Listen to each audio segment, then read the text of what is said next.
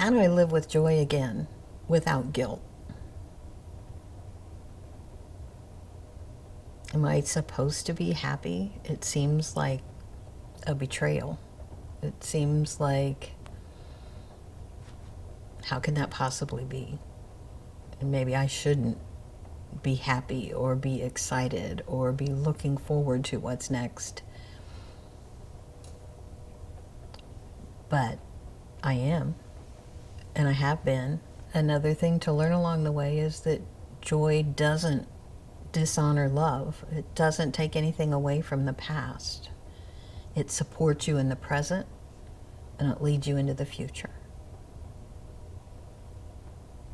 So again, no guilt. I don't know why we have so many opportunities to feel guilty, but it seems that we do, and we gotta let them go. There's no guilt. There's no guilt in surviving. There's no guilt in,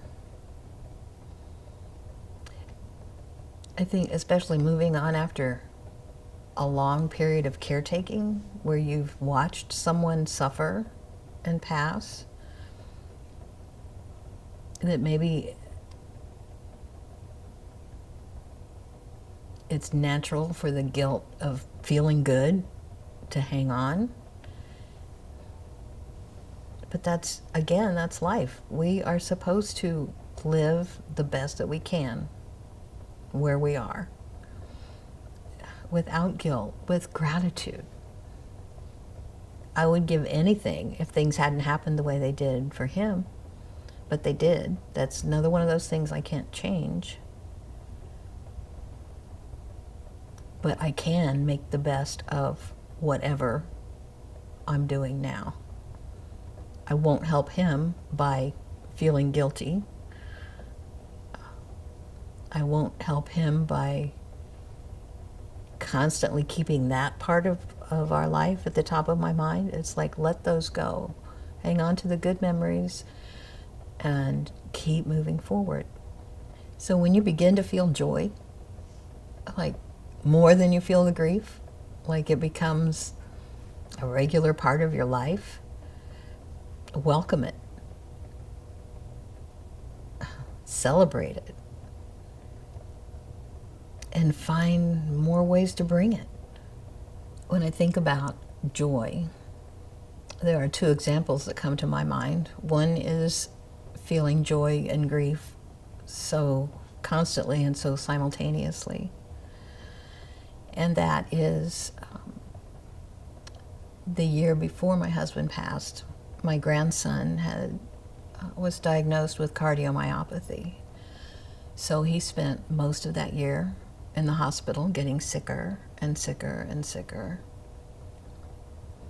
And the same day he got his heart transplant, my husband was diagnosed with small cell lung cancer. And so for the next 6 months, my grandson was getting healthier and healthier, and my husband was getting sicker and sicker. And I felt such joy for one and such grief for the other. And it's confusing and it's hard.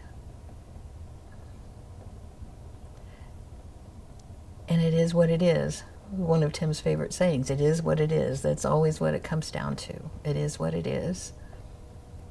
I'm still very grateful for my grandson, who is this month celebrating 12 years with his new heart. And I'm still grateful for the 43 years that Tim and I had together.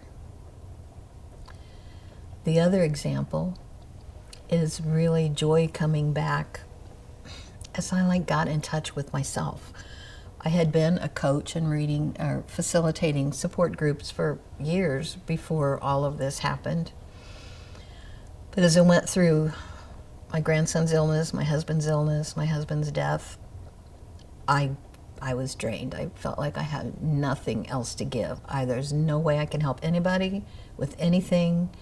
And so for, I don't know, 2 or 3 years, I hung out with my sister, who had also just lost her husband. We did traveling. We did whatever we wanted. We did a little work. But I thought, as much as I'd loved coaching, I don't think I can ever do that again. And then I went to a Purposeful Living breakfast. It's a nonprofit supporting women locally, and they said they were going to start a coaching team. And I'm like, oh, maybe I could coach. So I went right up and said I want to be part of the team. And just taking that step, I felt joy. Helping to create the coaching team, doing the trainings, and spending all these years coaching women through all kinds of things. All of that brings me joy. And I wouldn't trade it for anything. You will still have days where the grief pops up,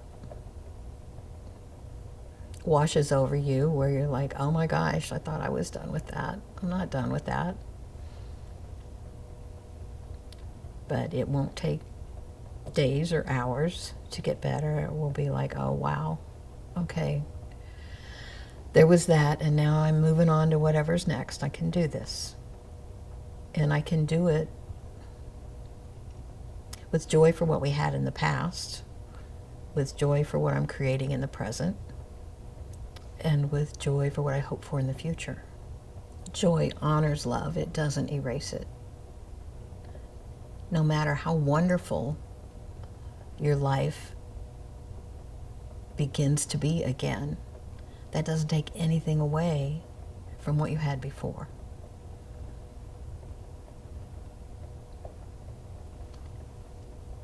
So hold on to both. The past, the memories, the good that happened, that's yours to keep. And the moving forward, that's yours to live in, because you're alive. So that's what you do. Lord, free her from guilt when joy returns. Teach her that love and laughter can live in the same heart at the same time. Help her receive good moments as gifts, and when grief comes back in waves, steady her again. Amen.